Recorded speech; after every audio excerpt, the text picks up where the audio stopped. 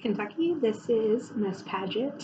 I wanted to say hello and tell you I wish I could give you all a hug, handshake, or high five, but since we're out of school a little longer than we all expected, I wanted to make some videos to stay in touch with you and to share some of Charlotte's Web with you. If you were there that last day before break, you'll remember when we opened our new books and saw how we all have a copy waiting for us when we go back to school. And in the meantime, I wanted to read you a chapter every day just like we would if we were at school. So every day on here on Instagram and on YouTube, then I'll be uploading a video of the next chapter, so you can check that every day to keep up with the book and watch that or share it with people in your family if you'd like.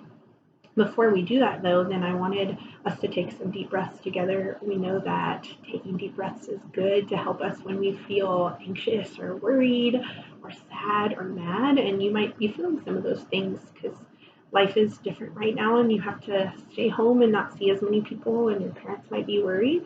So this is something you can share with people you love who might be feeling worried too. Now you know we can take rainbow breaths and roller coaster breaths. I'm going to take some roller coaster breaths right now. One type of them. You can take the other type. You know how to do it to help us calm down before we read. So I would invite you to do that with me. I'm going to inhale first. Exhale. You can close your eyes if you want while you trace your finger and inhale. Exhale. Nice and slow. Inhale. Exhale. Inhale. Exhale. Last one. Inhale. Hopefully that helped you feel a little more calm. Remember, you can do that anytime, anywhere, even if we are not together. So I'm excited to start sharing Charlotte's Web with you. This book is by E.B. White as the author, illustrated by Garth Williams. I'll make sure to show you the pictures when there is one. Today we're going to read chapter 1, and chapter 1 is called Before Breakfast.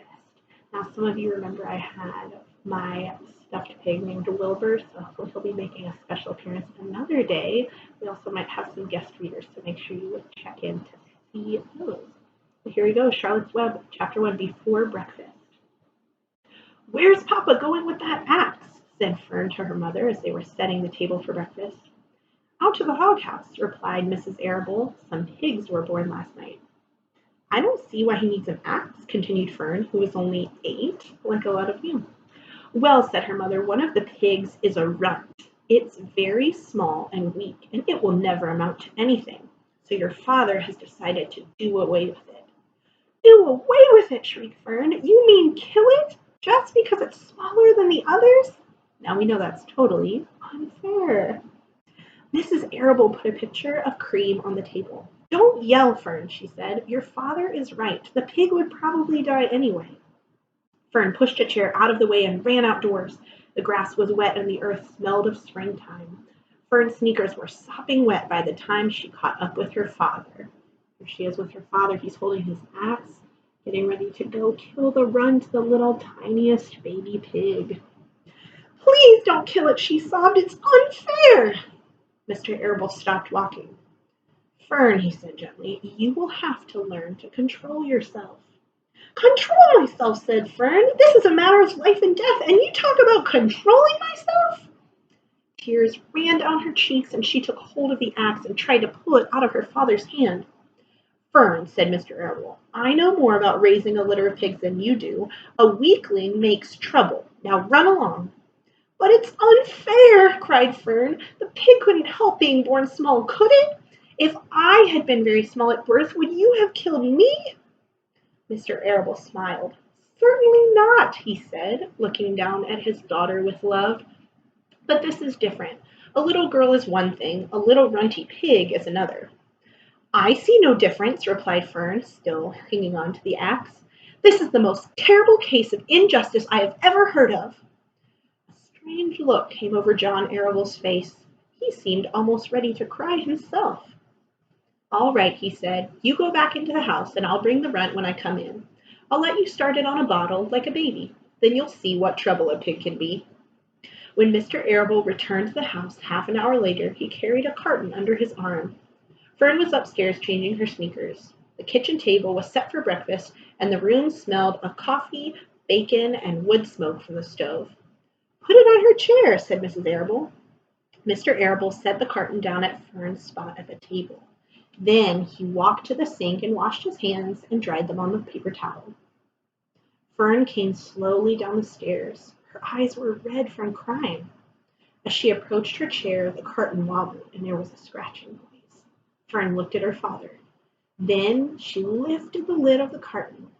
There, inside, looking up at her, was the newborn pig. It was a white one.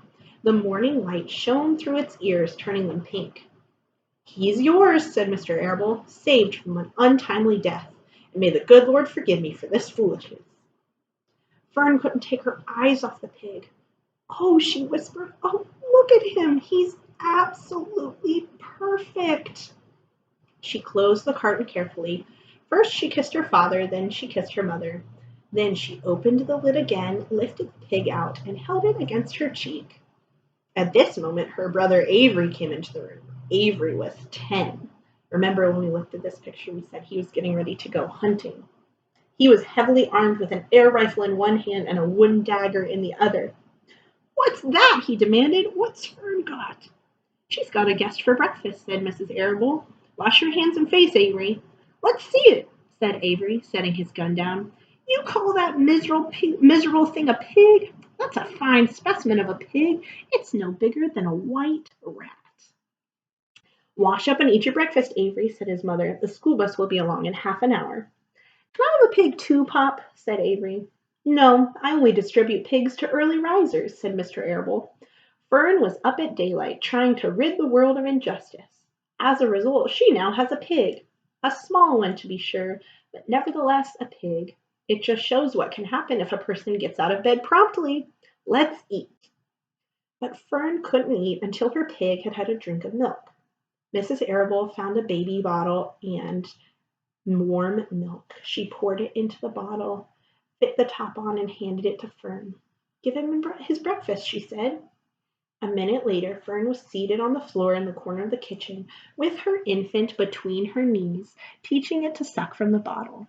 The pig, although tiny, had a good appetite and caught on quickly. Here's Fern feeding Wilbur his breakfast.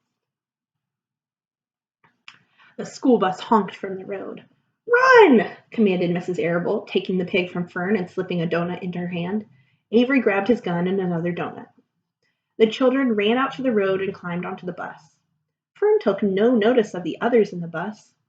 She just sat and stared out of the window, thinking what a blissful world it was and how lucky she was to have entire charge of a pig. By the time the bus reached the school, Fern had named her pet, selecting the most beautiful name she could think of. "Its name is Wilbur," she whispered to herself. She was still thinking about the pig when the teacher said, "Fern, what is the capital of Pennsylvania?" "Wilbur," replied Fern dreamily. The other students giggled and Fern blushed. Remember we said if someone blushes, that means they're embarrassed. All right, that's the end of chapter 1, so you'll have to come back tomorrow to see chapter 2. Until then, make sure that you are still taking good breaks. Remember, we can use the Go Noodle app for that. Your parents can get that on their phones, or you can pull it up on a tablet or on the computer. And know that I love you, and I'm here if you have any questions or are stuck on something in your packet, and I'll be back tomorrow with another video. See you soon.